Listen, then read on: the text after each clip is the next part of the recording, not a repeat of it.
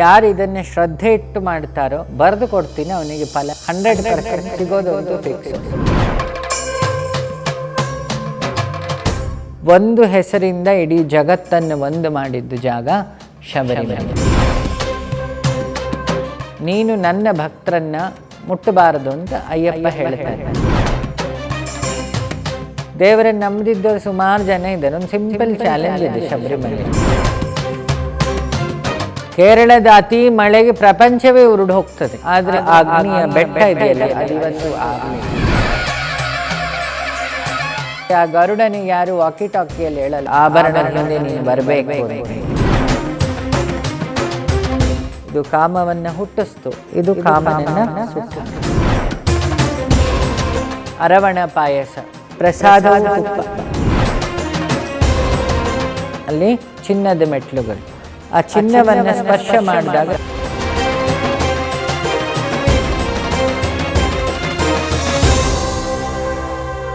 ಶಬರಿಮಲೆ ಅಂದರೆ ಏನು? ಫಸ್ಟ್ ಅಲ್ಲಿಂದ ಶುರು ಮಾಡುವ. ಶಬರಿಮಲೆ, ಶಬರಿ ನಾವೆಲ್ಲ ಕೇಳಿದ್ದೀವಿ ರಾಮಾವತಾರದಲ್ಲಿ. ಆ ಶಬರಿ ತಪಸ್ ಮಾಡಿದ ಜಾಗ. ಶಬರಿ ರಾಮಾವತಾರದಲ್ಲಿ ಇನ್ನೊಮ್ಮೆ ನೀನು ದರ್ಶನ ಕೊಡಬೇಕು ಅಂದಿರ್ತಾನೆ ಕೋದಂಡಪಾಣಿಯಾಗಿ. ಅವನು ಹೂ ಅಂದಿರ್ತಾನೆ. ಹಾಗೆ ಹರಿಹರ ಸುತ ಅಂದರೆ ರಾಮನೇ. ಹೇಗೆ ಅಂತ ಹೇಳ್ತೀನಿ, ಈಕ್ವಲೆಂಟ್ ಹೇಗೆ. ರಾಮ ಅಂತ ಹೇಳಿದರೆ ಅದು ಬರೀ ವಿಷ್ಣು ಅವತಾರ ಅಲ್ಲ, ಸರ್ವದೇವತಾ ಅವತಾರ. ಶ್ರೀ ಅಂದರೆ ತ್ರಿಶಕ್ತಿಗಳು, ರಾ ಅಂದರೆ ನಾರಾಯಣದ 2ನೇ ಅಕ್ಷರ, ಮಾ ಅಂದರೆ ಪಂಚಾಕ್ಷರಿ 2ನೇ ಅಕ್ಷರ. ಇದೆಷ್ಟನ್ನು ಆ್ಯಡ್ ಮಾಡುವ. ಶ್ರೀ ಪ್ಲಸ್ ರಾ ಪ್ಲಸ್ ಮ ಏನಾಯಿತು? ಈಕ್ವಲೆಂಟು ಓಂಕಾರ. ಯಾಕೆ? ಹಿರಣ್ಯ ಗರ್ಭ ವಿಷ್ಣುವಿನ ಒಂದು ಅಂಶ, ಅದರಿಂದ ಅವನಲ್ಲೇ ಸೇರಿ ಹೋದ. ಈಚೆ ತ್ರಿಶಕ್ತಿಗಳು ತ್ರಿಮೂರ್ತಿಗಳು ಸೇರಿದ ಅವತಾರ ಅಂದರೆ ಓಂಕಾರ. ಅಕಾರ ಉಕಾರ ಮಕಾರ, ಸೃಷ್ಟಿ ಸ್ಥಿತಿ ಲಯ. ಅದಕ್ಕೆ ಅವನನ್ನೇನಂತೀವಿ? ಧರ್ಮಶಾಸ್ತ್ರ ಅಂತೀವಿ. ಸೃಷ್ಟಿಯಲ್ಲಿ ಧರ್ಮವನ್ನು ಹಿಡಿದಿಟ್ಟವನು. ಮೂಲ ಧರ್ಮ ಯಾವುದನ್ನು ಪ್ರತಿಪಾದನೆ ಮಾಡ್ತಾನೆ ಶಬರಿಮಲೆಯಲ್ಲಿ? 2. ತತ್ವಮಸಿ, ನಾನು ನೀನು ಬೇರೆ ಅಲ್ಲ, ಅದ್ವೈತ ಸಿದ್ಧಾಂತ. ಎರಡರಲ್ಲೂ ಇರೋದು ಬೆಳಕು. ಏಕೋದೇವ ಸರ್ವಭೂತೇಶು ಗೂಢಃ, ಒಂದಾಯಿತು. 2ನೇದು ಸಹನಾಭವತು ಸಹನಾಭುನತ್ತು ಅನ್ನೋ ಮಂತ್ರವನ್ನು, ವೈದಿಕ ಮಂತ್ರವನ್ನು ಪೂರ್ಣವಾಗಿ ಪ್ರತಿಪಾದನೆ ಮಾಡೋ ಜಾಗ ಯಾವುದಾರಿದ್ದರೆ ಒಂದು ಜಾತಿ, ಒಂದೇ ಮತ, ಒಂದೇ ಧರ್ಮ. ಈ ಬ್ರಹ್ಮಶ್ರೀ ನಾರಾಯಣ ಗುರುಗಳು, ಗಾಂಧೀಜಿಯವರೆಲ್ಲ ಬರುವಾಗೂ ಸನಾತನವನ್ನು ಮೀರಿ ಮನುಷ್ಯತ್ವವನ್ನು, ಮಾನವತ್ವದಿಂದ ಮಾಧವತ್ವ ಅಂತ ಪ್ರೂವ್ ಮಾಡಿದ್ದು Ayyappa. Humanity comes first, divinity next ಅಂತ ಪ್ರಪಂಚಕ್ಕೆ ಏನಾದ್ರು ತೋರಿಸಿದ್ರೆ ಒಂದು ಅವತಾರ, ಅದು ಅಯ್ಯಪ್ಪನ ಅವತಾರ.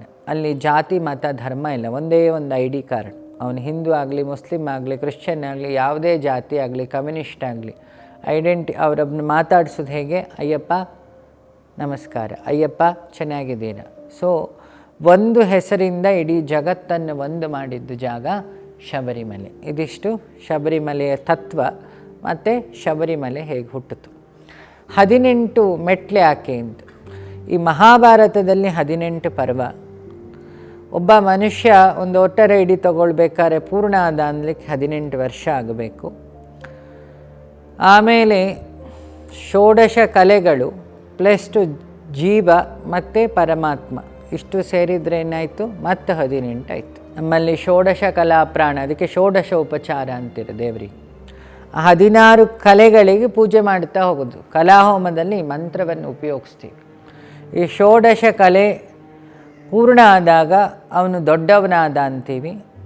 ಅವನಿಗೆ ಜೀವ ಮತ್ತು ಪರಮಾತ್ಮನ ಸಮ್ಮಿಲನ ಆದಾಗ ಅವನು ಅಹಂ ಬ್ರಹ್ಮಾಸ್ಮಿ, ತತ್ ತ್ವಂ ಅಸಿ. ತತ್ ಅಂದರೆ ಅದು, ತ್ವಂ ಅಂದರೆ ನೀನು, ಅಸಿ ಆಗಿದ್ದಿ, ನೀನು ನಾನೇ ಆಗಿದ್ದಿ. ಚಿದಾನಂದ ರೂಪ ಶಿವೋಹಂ ಶಿವೋಹಂ. ಅದಕ್ಕೆ ಅಯ್ಯಪ್ಪನ ಮುದ್ರೆ ಯಾವುದು?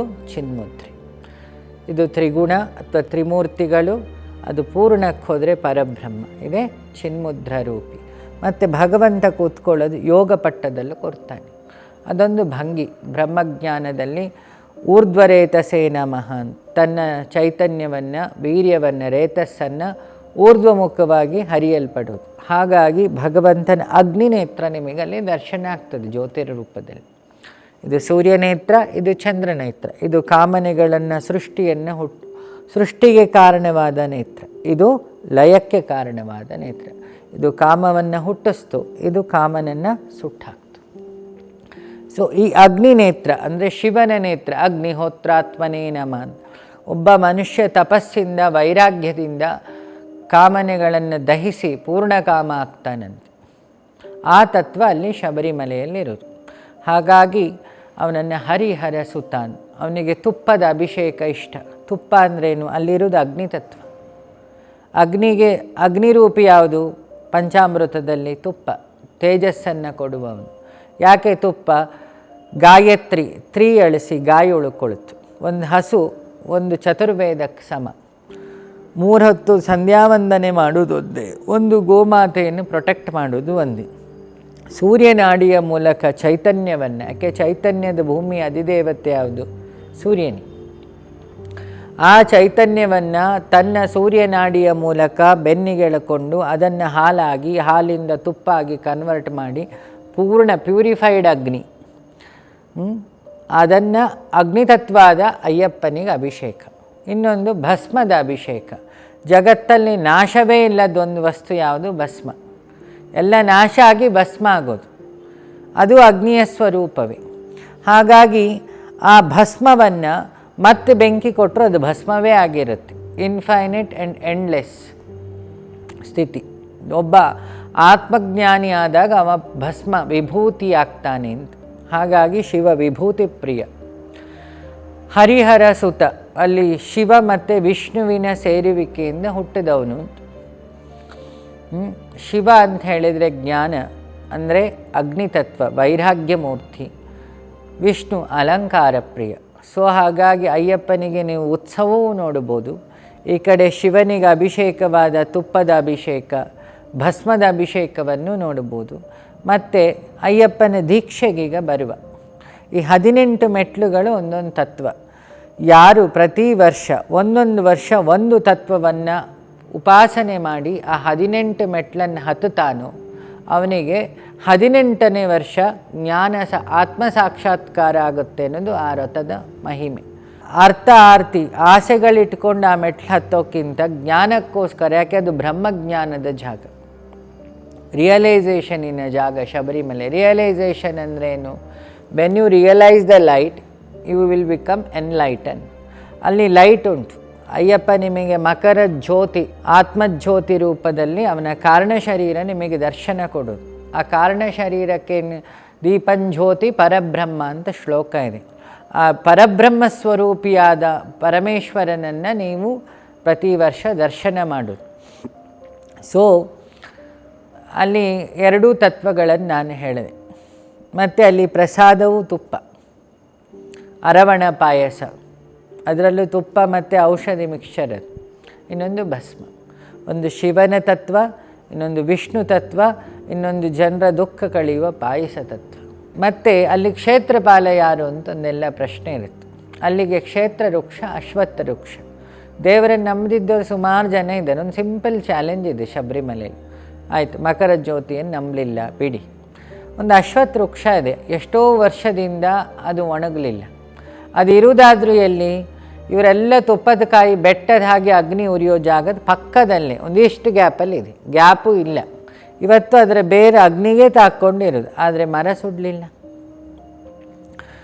ಕೇರಳದ ಅತಿ ಮಳೆಗೆ ಪ್ರಪಂಚವೇ ಉರುಡು ಹೋಗ್ತದೆ, ಅಲ್ಲಿ ಲ್ಯಾಂಡ್ ಸ್ಲೈಡಿಂಗ್ ಆಗ್ತದೆ. ಆದರೆ ಇವತ್ತು ಆ ಅಗ್ನಿಯ ಬೆಟ್ಟ ಇದೆಯಲ್ಲ ಭಕ್ತರು ಹಚ್ಚಿದ್ದು, ಅದು ಇವತ್ತು ಆರಲಿಲ್ಲ.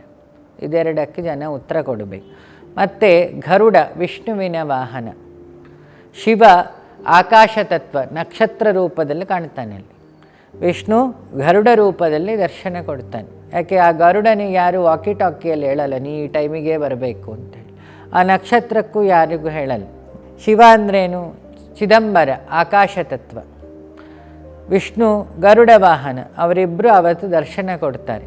ಮತ್ತು ಯಾರು ರ್ಯಾಡರ್ ಇಟ್ಕೊಂಡು ಅಥವಾ ವಾಕಿ ಟಾಕಿ ಇಟ್ಕೊಂಡು ಎಸ್ಕಾರ್ಟ್ ಮಾಡಲ್ಲ ಗರುಡಂಗೆ, ಆಭರಣದ ಹಿಂದೆ ನೀನು ಬರಬೇಕು ಅಂತ ಹೇಳಿ.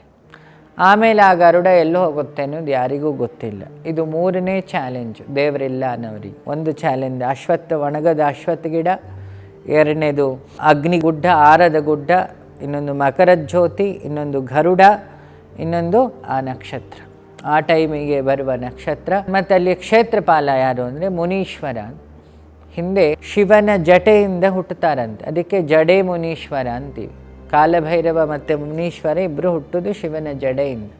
ಅಯ್ಯಪ್ಪ ಮಹಿಷಿ ವಿರುದ್ಧ ಯುದ್ಧಕ್ಕೆ ಹೋಗಬೇಕಾದ್ರೆ ಶಿವ ಅವನ ಪ್ರೊಟೆಕ್ಷನಿಗೆ ಮುನೀಶ್ವರನನ್ನು ಕಳಿಸ್ತಾನೆ. ಸೊ ನೀವೆಲ್ಲ ಪೂಜೆ ಮಾಡ್ತಿರೋ ಬೆಂಗಳೂರಲ್ಲಿ ಮುನೀಶ್ವರನ ಮೂಲ ಯಾವುದು ಅಂದರೆ ಶಬರಿಮಲೆ. ಇವತ್ತು 18 ಪಡಿ ಪೂಜೆ ಆಗಿ ಜನ ಹತ್ತೋ ಮೊದಲು ಅಲ್ಲಿ ಮುನೀಶ್ವರನ ಪೂಜೆ ಆಗಿ ಮುನೀಶ್ವರ ಹತ್ತಿದ ಮೇಲೆ ಜನ ಹತ್ತೋದು. ಇವತ್ತು ಕ್ರಮ ಇದೆರಡು ಆಯಿತಾ. ಇನ್ನು ನೆಕ್ಸ್ಟ್ ಪಂಪಾ ನದಿ, ಅದು ಪಾಪ ಕಳೆಯುವ ನದಿ. ಶಾರೀರಿಕ ಪಾಪ, ಭೌತಿಕ ಪಾಪವನ್ನು ಅದು ಕಳೆಯುತ್ತೆ. ಕಾರಣ ಶರೀರ ಮತ್ತು ಸೂಕ್ಷ್ಮ ಶರೀರದ ಪಾಪ ಕಳಿಬೇಕಲ್ಲ, ಅದು ಭಸ್ಮದ ಕೊಳದಲ್ಲಿ ನಾಶ ಆಗ್ತದೆ. ಕಾರಣದ ಶುದ್ಧೀಕರಣ 18 ಮೆಟ್ಲು ಸ್ಪರ್ಶ ಆದಾಗ ಆಗ್ತದೆ. ಸ್ವರ್ಣ ಅಂದರೆ ಸೂರ್ಯ ಅಂತ, ಅಲ್ಲಿ ಚಿನ್ನದ ಮೆಟ್ಲುಗಳು. ಆ ಚಿನ್ನವನ್ನು ಸ್ಪರ್ಶ ಮಾಡಿದಾಗ ಹಿರಣ್ಯವರ್ಣಾಂ ಹರಿಣಿ, ಭಗವಂತನ ರೂಪ ಯಾವುದು? ಹಿರಣ್ಯವರ್ಣ ಅಂತೆ. ಆ ಹಿರಣ್ಯದ ಸ್ಪರ್ಶ ಆದಾಗ ನಿಮ್ಮೊಳಗಿರೋ ಹಿರಣ್ಯ ಶರೀರ ಯಾವುದು? ಅದು ಕಾರಣ ಶರೀರ, ಅದು ಪ್ಯೂರಿಟಿ ಆಗ್ತದೆ. ಈ ಶಬರಿಮಲೆಗೆ ಹೋಗ್ತಾ ಹೋಗ್ತಾ ಹೋಗ್ತಾ ಅವನಲ್ಲಿರೋ ಕೆಟ್ಟ ಬುದ್ಧಿ, ಟ್ರಿಗರ್ ಮಾಡೋ ಟೆರರ್ ಬುದ್ಧಿ ಹೋಗ್ತದೆ. ಇದು ಆ ವ್ರತದ ತಾಕತ್ತು. ಇನ್ನು ವ್ರತಾಚರಣೆ ಬಗ್ಗೆ ಬರೋಣ. ಶನೀಶ್ವರನಿಗೂ ಅಯ್ಯಪ್ಪನಿಗೂ ವಾದ ಆಗ್ತದೆ. ನೀನು ನನ್ನ ಭಕ್ತರನ್ನು ಮುಟ್ಟಬಾರದು ಅಂತ ಅಯ್ಯಪ್ಪ ಹೇಳ್ತಾನೆ. ಆವಾಗ ಶನೀಶ್ವರ ಕರ್ಮದ ಕಾನೂನು ಎಲ್ಲರಿಗೂ ಒಂದೇ ಅಂದಾಗ ಶನೀಶ್ವರನಿಗೆ ಅಯ್ಯಪ್ಪ ಹೇಳ್ತಾನೆ, ನೀನು ಹಿಡಿದಾಗ ಏನು ಮಾಡ್ತಿ? ಒಬ್ಬನ ಭಿಕ್ಷುಕ ಮಾಡ್ತಿ. ನನ್ನ ಭಕ್ತರು ವರ್ಷಕ್ಕೊಮ್ಮೆ ವಾಲಂಟಿಯರ್ ಆಗಿ ಭಿಕ್ಷುಕರಾಗಿ ವಾನಪ್ರಸ್ಥಿಗಳಾಗಿ ಬದುಕ್ತಾರೆ. 2 ಭಿಕ್ಷುಕನಿಗೆ ಎಷ್ಟು ಜೊತೆ ಬಟ್ಟೆ? 2-3 ಜೊತೆ ಬಟ್ಟೆ, ಕಪ್ಪು ಬಟ್ಟೆ, ಭಸ್ಮ ಪವಿತ್ರ ಮಾಡು, ಯಾಕೆ ಗೋಮಯ ಅದು. ತುಳಸಿ ಮಾಲೆ ವಿಷ್ಣುವಿನ ಸಂಕೇತ ಅಲ್ವಾ, ಭಸ್ಮ ಶಿವನ ಸಂಕೇತ, ಆ ಕಪ್ಪು ಬಟ್ಟೆ ಶನಿಯ ಸಂಕೇತ. ದೇಹದಲ್ಲಿ 48 ವಿಶೇಷ ನಾಡಿ ಇದೆ, ಅದಕ್ಕೆ ಒಂದು ಮಂಡಲ ಅಂತೀವಿ, ಮಂಡಲ ಪೂಜೆ. ಒಂದು ಮಂಡಲವನ್ನು ಒಬ್ಬರೊಬ್ಬರು ಕಾಲು ಮಂಡಲ 3 ದಿನ, 15 ದಿನ, 30 ದಿನ, 48 ದಿನ, 15 ದಿನ ಹಾಗೆಲ್ಲ ಆಚರಿಸ್ತಾರೆ. ಅದು ಹೇಗಾರು ಮಾಡಲಿ. ಒಂದು ಮಂಡಲ ಪೂರ್ಣ ವ್ರತ, ಗುರುಸ್ವಾಮಿಯಿಂದ ದೀಕ್ಷೆ ತಗೊಂಡು, ಅಲ್ಲಿ ಶಾಸ್ತ್ರ ಪ್ರಾಧಾನ್ಯ ಇಲ್ಲ ಅಯ್ಯಪ್ಪಂದಿದ್ರಲ್ಲಿ. ಜಾತಿ ಶಾಸ್ತ್ರ ಯಾವುದೂ ಅಲ್ಲಿ ಒಳಪಡೋದಿಲ್ಲ. ಅಲ್ಲಿ ಅನುಷ್ಠಾನ ಮತ್ತು ಭಕ್ತಿ ಸಾಧನೆ ಮಾತ್ರ.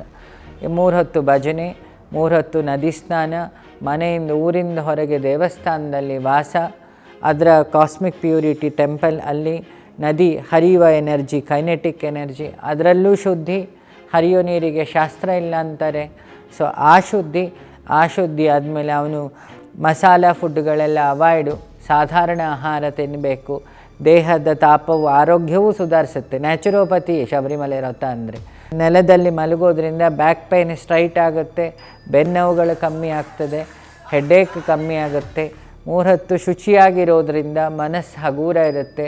3 ಹೊತ್ತು ಸ್ವಲ್ಪ ಟಿ ವಿ ಮೊಬೈಲ್ ಇಲ್ಲದೆ ಇರೋದ್ರಿಂದ ಬ್ರೈನು ಶಾಂತವಾಗಿರುತ್ತೆ. 3 ಹೊತ್ತು ಭಜನೆ, ಎಲ್ಲರೂ ಒಟ್ಟಿಗೆ ಕೂತ್ಕೊಂಡು ಊಟ ಮಾಡೋದ್ರಿಂದ ಸಮಾನತೆ ಬರ್ತದೆ. ಎಲ್ಲರ ಎಲೆ ಒಬ್ಬರೊಬ್ಬರು ಎತ್ತಿ ತೆಗೆಯೋದ್ರಿಂದ ಅಹಂಕಾರ ಇಳಿಯುತ್ತೆ. ಮತ್ತು ಎಲ್ಲರೂ ಸಮಾನವಾಗಿರೋದ್ರಿಂದ ಆ ಸಮಾನತೆಯನ್ನು, ಮಾನಸಿಕ ಶಾಂತಿಯನ್ನು, ಮತ್ತೊಂದು ಪ್ರಕೃತಿ ಚಿಕಿತ್ಸೆ ಅಯ್ಯಪ್ಪನ ಇದು ಅಂತ ಹೇಳಿದರೆ, ಏನು ವ್ರತ ಅಂತ ಹೇಳಿದರೆ. ಸೊ ಆ ಶನಿ ದೋಷ ಈ 48 ದಿನದಲ್ಲಿ ಹೋಗ್ತದೆ. ಶನಿಯ ಜಾಗ ಪಾದ, ಎಲ್ಲೆಲ್ಲಿ ನೆತ್ತಿ ಇದೆ, ಕೂದಲಿದೆಯಲ್ಲ, ಇದು ಕಪ್ಪು, ಇದು ಶನಿಯ ಬಣ್ಣ, ನಮ್ಮ ನೆರಳು. ಅದಕ್ಕೆ ಛಾಯಾ ಶರೀರ ಅಂತೀವಿ. ಯಾಕೆ ನಮ್ಮ ದೇಹವನ್ನು ಆ ಪಾಪ ನಾವು ಬೇಡ ಅಂದರೆ ಅದ್ರ ಲೆಕ್ಕ ಹಿಂದೆ ಬರ್ತಿರುತ್ತೆ ನೆರಳಲ್ಲಿ. ಸೊ ಹಾಗಾಗಿ ಆ ಛಾಯಾ ರೂಪ ಕಪ್ಪು ಬಟ್ಟೆ, ಮತ್ತು ಮುನೀಶ್ವರನಿಗೂ ಪ್ರಿಯವಾದ ಬಟ್ಟೆ. ಈ ಶುದ್ಧೀಕರಣ ಎಲ್ಲ ಆದಮೇಲೆ ಮನೆಯವರ ಹತ್ರ ಎಲ್ಲ ವಾಕಿ ಇಸ್ಕೊಳ್ತಾರೆ. ನಾವು ಮಾಡಿದೆಲ್ಲ ಪಾಪಗಳು ಆ ಅನ್ನದಾನ ಪ್ರಭುವಿನ ಜಾಗದಲ್ಲಿ ಹೋಗಲಿ. ಈ ಮುಷ್ಟಿ ಅಕ್ಕಿ, ಮುಷ್ಟಿ ಅಂದರೆ ನಮ್ಮ ಹಾರ್ಟಿನ ಲೆಕ್ಕ, ಇದು ಪ್ರಾಣಶಕ್ತಿ. ನೆಕ್ಸ್ಟ್ ಬರ್ತೀನಿ, ಇನ್ನೊಂದು ಕಾಣಿಕೆ. ನಾವೆಲ್ಲ ಒಂದೊಂದು ಕಾಣಿಕೆ ಕೊಡ್ತೀವಿ, ಕಾಣಿಪೊನ್ನು ಅಂತ ಹೇಳ್ತಾರಲ್ಲಿ. ಅಂದರೆ ತಪ್ಪು ಕಾಣಿಕೆಗಳು ಫ್ಯಾಮಿಲಿಯದೆಲ್ಲ ಅವ ಹೊರ್ತಾನೆ, ಯಜಮಾನ ಆದವನು. ಆಮೇಲೆ ಒಂದು ತೆಂಗಿನಕಾಯಿ, ಅಂದರೆ ನಮ್ಮ ಕಾಯ, ತಾನು ಮಾಡಿದ ಪಾಪಗಳನ್ನೆಲ್ಲ ಆ ಕಾಯಲ್ಲಿ ಹೊತ್ತು ಅಗ್ನಿ, ತೇಜಸ್ಸಿನ ಸಂಕೇತ ತುಪ್ಪ, ಇದನ್ನೆಲ್ಲ ಒಟ್ಟು ಮಾಡಿ ತಲೆ ಮೇಲೆ ಇಟ್ಕೊಂಡು ಗಂಟು, ಅವನ ಕರ್ಮದ ಗಂಟು ಹಿಡ್ಕೊಂಡು ಅವನು ಹೋಗು, ಆ ಕರ್ಮವನ್ನು ಅಲ್ಲಿ ಕಳ್ಕೊಳ್ತಾನೆ. ಇದಿಷ್ಟು ಅಯ್ಯಪ್ಪನ ವ್ರತದ ಹಿಸ್ಟ್ರಿ. ಯಾರು ಇದನ್ನು ಶ್ರದ್ಧೆ ಇಟ್ಟು ಮಾಡ್ತಾರೋ ಬರೆದು ಕೊಡ್ತೀನಿ, ಅವನಿಗೆ ಫಲ 100% ಸಿಗೋದಂತೂ ಫಿಕ್ಸು. ಆದರೆ ನಾನು ಶಬರಿಮಲೆ ಅವರಿಗೆ ಹೋಗಲು ಒಂದು ರಿಕ್ವೆಸ್ಟ್ ಮಾಡೋದು, ನಿಮ್ಮನ್ನೇನು ಅಯ್ಯಪ್ಪ ಚೆನ್ನಾಗಿಟ್ಟಿದ್ದಾರೆ, ನೀವಲ್ಲೋಗಿ ಪ್ಲಾಸ್ಟಿಕ್ ಹಾಕೋದು, ಎಲೆಡಿಕೆ ತುಪ್ಪದು, ನಮ್ಮ ಮನೆ ರಕ್ಷಣೆ ಮಾಡಿದ ಅಯ್ಯಪ್ಪನ ಜಾಗ ಅಪವಿತ್ರ ಮಾಡಲಿಕ್ಕೆ ನಮಗೆ ಅಧಿಕಾರ ಇಲ್ಲ. ನಾವು ಇಲ್ಲಿಂದೆಲ್ಲ ಮಾಡಿದ ಪಾಪ ಕಳ್ಕೊಳ್ಳೋಕೆ ಅಲ್ಲಿಗೆ ಹೋಗ್ತೀವಿ ಅಯ್ಯಪ್ಪ ಅಂಥೇಳಿ. ಅವನು ಮೊದಲೇ ಧರ್ಮಶಾಸ್ತ್ರ, ಧರ್ಮವೇ ಅವನಿಗೆ ಪ್ರಾಧಾನ್ಯ. ನಾವು ಅಲ್ಲೋಗಿ ಪಾಪಗಳು ಮಾಡಿದರೆ ಅದಕ್ಕೆ ಕ್ಷಮೆ ಇಲ್ಲ ಆಗ್ತದೆ. ಸೊ ಹಾಗಾಗಿ ನನ್ನ ಹಂಬಲ್ ರಿಕ್ವೆಸ್ಟ್ ಏನಂದರೆ, ಅಲ್ಲಿ ಹೋದಾಗ ಆ ಶಬರಿಮಲೆಯ ಶುಚಿತ್ವವನ್ನು ಕಾಪಾಡಿ ಒಂದೊಂದು ಯಾಕಂದರೆ ಒಬ್ಬರೊಬ್ಬರೇ ಹೋಗಲ್ಲ ಶಬರಿಮಲೆಗೆ, ಮಿನಿಮಮ್ 100 ಜನ 50 ಜನ ಹೋಗ್ತೀರಿ. ನಿಮ್ಮ ದರ್ಶನ ಆದಾಗ ಒಂದು 1/4 ಗಂಟೆ ರೆಸ್ಟ್ ತೊಗೊಂಡ್ಮೇಲೆ 1/4 ಗಂಟೆ ಒಬ್ಬರೊಬ್ಬರು ಒಂದೊಂದು ಏರಿಯಾ ಪ್ಲಾಸ್ಟಿಕ್ ಕ್ಲೀನ್ ಮಾಡಿದರೆ. ಮೊನ್ನೆ ಸಮುದ್ರದಲ್ಲಿ 6000 ಅಡಿ ಕೆಳಗೊಂದು ಪೆಪ್ಸಿ ಬಾಟ್ಲು ಯಾವುದೋ ಸಿಕ್ತಂತೆ. ನಾವು ಯಾವ ಮಟ್ಟಕ್ಕೆ ಪ್ಲಾಸ್ಟಿಕ್ಕನ್ನು ಎಲ್ಲಿಗೆ ತಲುಪಿಸಿದ್ದೀವಿ ಅನ್ನೋದಕ್ಕೆ ಒಂದು ಸಣ್ಣ ಎಕ್ಸಾಂಪಲ್ ಕೊಟ್ಟಿದ್ದು. ಸೊ ಅದನ್ನೆಲ್ಲ ಅಲ್ಲಿ ಕ್ಲೀನಿಂಗ್ ಮಾಡಿ ಶುಚಿಯಾಗಿಡಿ. ಯಾರ ಡಾಕ್ಟ್ರುಗಳು ಶಬರಿಮಲೆ ಟ್ರಿಪ್ ಮಾಡಿದರೆ you do the medical camp. ಎಷ್ಟೋ ಜನ ಹೆಲ್ತ್ ತೊಂದರೆ ಇದ್ದವ್ರು ಇರ್ತಾರೆ. ನಮ್ಮಲ್ಲಿ ಎಷ್ಟೋ ರಾಜ್ಯಗಳಿದೆ, ಎಷ್ಟೋ ಜಿಲ್ಲೆಗಳಿದೆ. ಒಂದೊಂದು ಡಾಕ್ಟ್ರುಗಳಲ್ಲಿ ಮೆಡಿಕಲ್ ಕ್ಯಾಂಪ್ ಮಾಡಿದರೆ ಎಷ್ಟೋ ಆಸ್ತಮದ ಪೇಷಂಟ್ಸು, ವಾಕ್ ಮಾಡಲಿಕ್ಕೆ ಸಮಸ್ಯೆ ಇರೋರು, ಕಾಲಲ್ಲಿ ಬೊಬ್ಬೆ ಇದ್ದವರು. So humanity first, divinity next ಅಂತಾರೆ. ಸೊ ಆ ಹ್ಯುಮ್ಯಾನಿಟಿಯ ಜಾಗ ಶಬರಿಮಲೆ, ಮಾನವೀಯತೆಯ ಜಾಗ, ಮಾನವತೆಯ ಉತ್ಕೃಷ್ಟೆಯ ವ್ರತ ಏನಾರಿದ್ರೆ ಅದು ಅಯ್ಯಪ್ಪನ ವ್ರತ. ಸೊ ಅಂಥ ಅಯ್ಯಪ್ಪನ ಜಾಗಕ್ಕೆ ಹೋಗಿ ನಮ್ಮ ಚಿಂತೆಯನ್ನು ದೂರ ಮಾಡ್ತಾನೆ ಅಯ್ಯಪ್ಪ. ಚಿಂತನೆಗಳು ಬದಲಾಗೋ ಕೆಲಸ ಆಗಬೇಕು. ಪ್ರತಿ ಊರು ಅಯೋಧ್ಯೆ ಆಗೋದು ಯಾವಾಗ ಅಂದರೆ ನಮ್ಮಲ್ಲಿ ಅಯೋಗ್ಯ ಬುದ್ಧಿಗಳು ಹೋದಾಗ, ನಮ್ಮ ಮನಸ್ಸಲ್ಲಿರೋ ಕಲ್ಮಶ ಹೋಗಿ ನಾವು ಮನುಷ್ಯರಾದಾಗ ಫಸ್ಟ್ ಬದಲಾಗಬೇಕಾಗಿದ್ದು ನಮ್ಮ ಮನಸ್ಸು, ಆಮೇಲೆ ಮನೆ ಆದಮೇಲೆ ಊರಾದಮೇಲೆ ಪ್ರಪಂಚ. ಸೊ ಹಾಗಾಗಿ ಶಬರಿಮಲೆಗೆ ಹೋಗೋ ಭಕ್ತರಿಗೆ ದಯಮಾಡಿ ಗುರುಸ್ವಾಮಿಗಳಿಗೆ ನಾನೊಂದು ರಿಕ್ವೆಸ್ಟ್ ಮಾಡೋದೇನೆಂದರೆ, ನೀವು ಹೋದಾಗೆಲ್ಲ ಒಂದು ಪಂಪಾ ನದಿ ಕ್ಲೀನಿಂಗು, ಭಸ್ಮದ ಕೊಳದ ಕ್ಲೀನಿಂಗು, ಶಬರಿಮಲೆ ಕ್ಲೀನಿಂಗ್ ಇಟ್ಕೊಳ್ಳಿ. ಡಾಕ್ಟರ್ಸ್ ಟೀಮ್ ಹೋದರೆ ಒಂದು ಸಣ್ಣ ಅಯ್ಯಪ್ಪನಿಗೆ ಮಾಡೋ ಸೇವೆ ಅಂಥೇಳಿ ಮೆಡಿಕಲ್ ಕ್ಯಾಂಪ್ಗಳನ್ನು ಮಾಡಿ. ಕ್ಯಾಟ್ರಿಂಗ್ ಅವರು ಹೋದರೆ ಫುಡ್ ಹಂಚೋ ಕೆಲಸಗಳು ಮಾಡಿ. ಈ ಡ್ರೆಸ್ ಅಂಗಡಿಯವರು ಹೋದರೆ ಅಲ್ಲಿರೋ ಭಿಕ್ಷುಕರಿಗೆ ಚಳಿಗಾಲದಲ್ಲಿ ವಸ್ತ್ರಗಳನ್ನು ಕೊಡೋ ಕೆಲಸ ಮಾಡಿ. ಯಾಕೆ ಪುಣ್ಯ ಕ್ಷೇತ್ರಗಳಿಗೆ ಹೋದಾಗ ಪುಣ್ಯದ ಕೆಲಸ ಮಾಡಿದಾಗ ಪುಣ್ಯದ ರಾಶಿ ಕೋಟಿ ಪಟ್ಟು ದುಪ್ಪಟ್ಟಾಗ್ತದಂತೆ. ಯಾರನ್ನೂ ಸಂತೈಸ್ಲಿಕ್ಕೆ ನಾನು ಇದನ್ನು ಹೇಳಿಲ್ಲ.